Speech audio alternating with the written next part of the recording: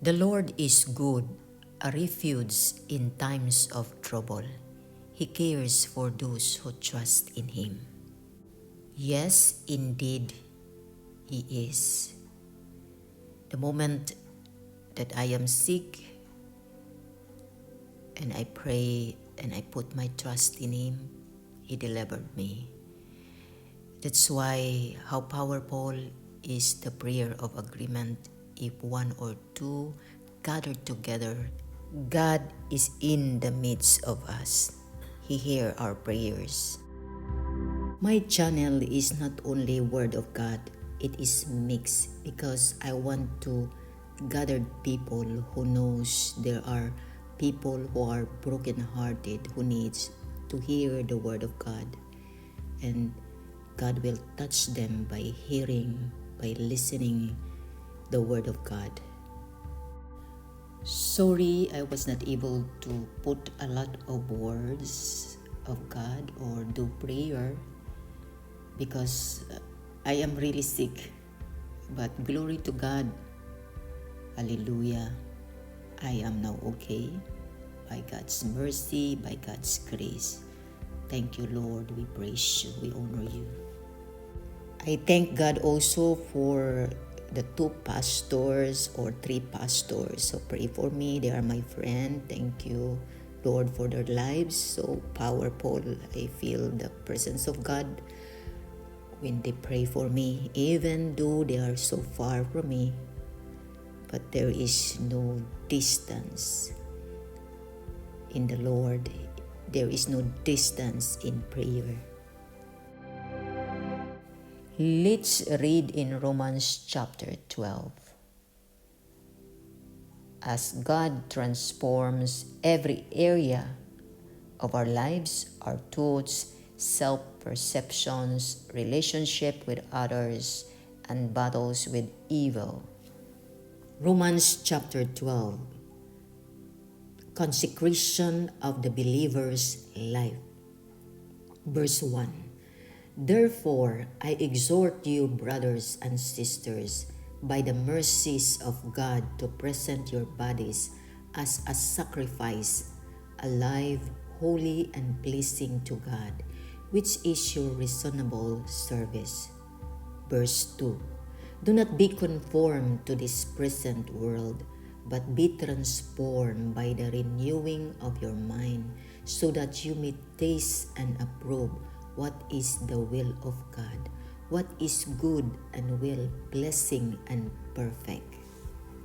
Number 2, conduct in humility. Romans chapter 12 verse 3. For by the grace given to me, I say to every one of you, not to think more highly of yourself than you ought to think, but to think with sober discernment, as God has distributed to each of you a measure of faith. For just as in one body we have many members, and not all the members serve the same function, so we who are many are one body in Christ, and individually we are members who belong to one another. Verse 6. And we have different gifts according to the grace given to us. If the gift is prophecy, that individual must use it in proportion to his faith. If it is service, he must serve. If it is teaching, he must teach. If it is exhortation, he must exhort. If it is contributing, he must do so with sincerity. If it is leadership, he must do so with diligence. If it is showing mercy, he must do with cheerfulness. Number 3, conduct in love. Romans 12 verse 9. Love must be without hypocrisy. Abhor what is evil. Cling what is good. Verse 10. Be devoted to one another with mutual love, showing eagerness in honoring one another. Verse 11.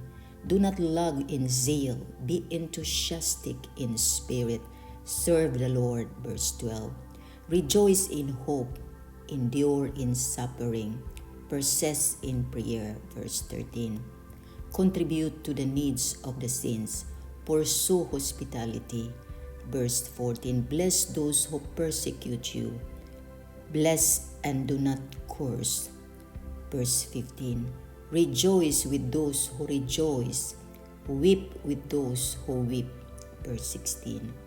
Live in harmony with one another. Do not be haughty, but associate with the lowly. Do not be conceited. Verse 17. Do not repay anyone evil for evil. Consider what is good before all people. Verse 18. If possible, so far as it depends on you, live peaceably with all people. Verse 19. Do not avenge yourselves, dear friends, but give place to God's wrath, for it is written, Vengeance is mine, I will repay, says the Lord. Verse 20. Rather, if your enemy is hungry, feed him. If he is thirsty, give him a drink, for in doing this, you will be heaping burning coals on his head. Verse 21. Do not be overcome by evil, but overcome evil with good. Let us pray.